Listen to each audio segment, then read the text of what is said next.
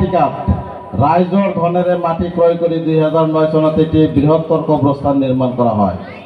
কবরস্থানলৈ মূল ৰাস্তাৰ পৰা যাবলৈ 9 ফুট বহল আৰু 800 মিটাৰ দীঘল এখন কেঁচা ৰাস্তাও ক্ৰয় কৰা আছে। বাৰিষাৰ সময়ত ৰাস্তাখনেৰে মৃতদেহ দাপনৰ বাবে লৈ যোৱাত আমি যথেষ্ট অসুবিধা পোৱাৰ লগতে কবৰস্থানখনৰ দক্ষিণ ফালৰ মৃতদেহ দাপনৰ বাবে কবৰস্থানত আনোতেও দলং নথকাৰ বাবে যথেষ্ট অসুবিধাৰ সন্মুখীন হ'ব লগা হয়। হে মহোদয়, কৃপা কৰি বিধায়ক পুঁজি নতুবা যিকোনো আঁচনিৰ অধীনত ৰাস্তাখন পকীকৰণৰ লগতে এখন দলং নিৰ্মাণ কৰি দি আমাৰ এই বৃহত্তৰ সমাজবাসীক সকাহ দি পৰম উপকৃত কৰে যেন এটি সভাপতি আবুল কালাম আজাদ, সাধারণ সম্পাদক লুৎফর রহমান মনিরুল ইসলাম, পূব কাওয়াইটিকা পশ্চিম গিরকাবাড়ি কবরস্থান উন্মতি।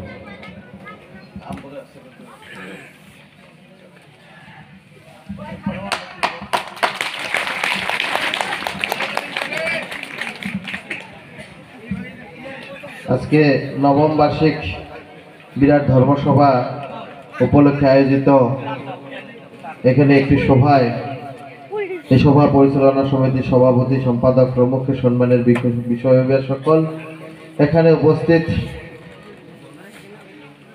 বিভিন্ন জায়গায় থেকে আসা আজকের এই ধর্মসভায় অংশগ্রহণ করা ব্যক্তি সকল, আমি দেরি করে হলেও ইংরাজি নববর্ষ সবাইকে শুভেচ্ছা জানাইছি। আমার আসতে একটু দেরি হয়েছিল, আমি একটু বাইরে যাওয়া হয়েছিল, তাই রাত্রে আমি 10টায় আসার কথা ছিল, কিন্তু প্রায় 12টা বাজে।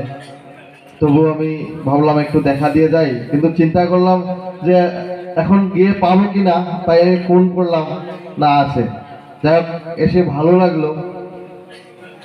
আমি একটি মেমোরেন্ডামও এখানে আমি পাইলাম, আমি দেখব, আমি হয়তো রাস্তাটা বা কোন জায়গায় ব্রিজটা লাগে আমার হয়তো নলেজে নেই, আমি 2-1-এর মধ্যে এসে দেখব, আর সেটা করার চেষ্টা আমি নিশ্চয় করব। আমি একটি কথা বলবো যে বিভিন্ন ধর্মসভায় আমি বিভিন্ন সময় গিয়েছি, বিভিন্ন জায়গায়। কিছুদিন আগে আমাদের ভাঙড়ামারিতে, ভাওড়াগুড়িতে, আজকে এখানে, হয়তো কালকে না পরশু ভাঙড়ামারিতেও আছে। আমি বিভিন্ন জায়গায় থেকে নিমন্ত্রণ সবসময় পাই বা যথেষ্ট চেষ্টা করি সেখানে অংশগ্রহণ করার জন্য। প্রথম কথা হয়েছে ধর্ম আর মানবতা। এই যুগটা, কলির যুগটা হচ্ছে কর্মযুগ। আমরা সবার আগে নিজের কর্ম করতে হবে, তার সঙ্গে সঙ্গে আধ্যাত্মিকতা বোধ নিয়ে যে যাকে বিশ্বাস করে, কেউ আল্লাহকে, কেউ ভগবানকে, কেউ গডকে, সেই বিশ্বাস বা সেই ভক্তিভাব, সেই আধ্যাত্মিকতা বোধটা যদি না থাকে, তবে হয়তো সমাজের যে বিশৃঙ্খল, সেই বিশৃঙ্খলা দেখা দেয়।